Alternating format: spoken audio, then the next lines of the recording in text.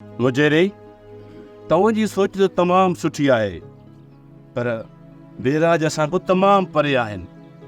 उन मां नालो पाणी जो कढे असां ताईं पहुचाइण में लखे रुपया ख़र्च अची वेंदा। बाज़ार खान लखें रुपया ख़र्च थियनि या करोड़े रुपया, पर इहो हुकूमत जो कमु आहे त उहे असांजी भलाई लाइ सोचनि। हर साल असांजे तर जा लखे माण्हू लॾा खणी पकनि ते निकिरी था वञनि, पर जेकॾहिं इहो नालो निकिरी पियो न त असांजा ही मारूअड़ा लॾ पलाण खां बची पवंदा। उहो सही थो चईं बाबा, असां सभु तोसां गॾु आहियूं। उन लाइ हाणे असांखे छा करणो पवंदो? सभ खां पहिरियां मां आला हुकूमत ॾांहुं ख़त लिखी मोकिलियां थो ऐं पंहिंजे हिन ग़रीबी हाल खां उन्हनि खे वाक़ुफ़ बि कयां थो। पहिरियों तव्हां ख़त पत्र लिखी हुकूमत ॾे मोकिलियो, पोइ पाण में वेही असां सोचींदासीं त असांखे छा करणो आहे। हा मुजेरी, हाणे त नंढा वॾा ॻोठ तो लॾो खणी विया आहिनि। हाणे असांखे सभिनि खे गॾु करणो पवंदो मुजेरी।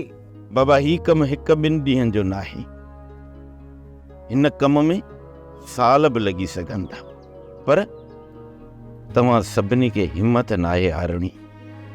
जेकॾहिं असांखे पंहिंजे औलाद लाइ कुझु करणो आहे न त इन जदोजहद खे खणी अॻिते निकिरंदासीं। उन कम में हथ विझण खां पहिरियां सभिनी खे पाण में हथ मिलाइणो पवंदो ऐं इहो कसम खणणो पवंदो त इन कम में केर बि पंहिंजो पेर पोइते न हटाईंदो।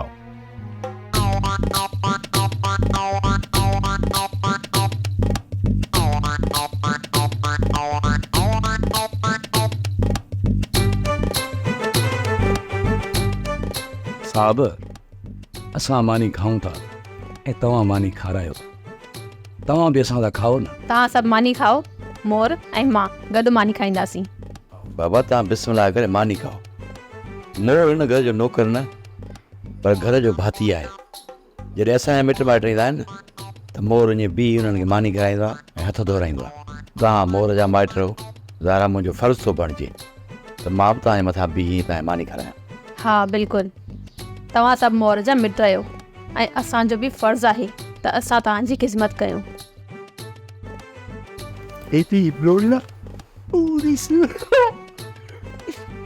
चुप करे चुप, ये मानी भी खचाराइंदे मसा मिली आ साढ़े छठी। सोप सीरियल मोहब्बतुनि जो माॻु तमामु एपिसोड्स ॾिसो हाणे HD क्वालिटीअ में। विज़िट करियो असांजो YouTube channel Sindh TV HD drama. Subscribe कयो असांजो official YouTube channel Sindh TV HD drama ऐं वधीक अपडेट लाइ बेल आइकन खे क्लिक करियो।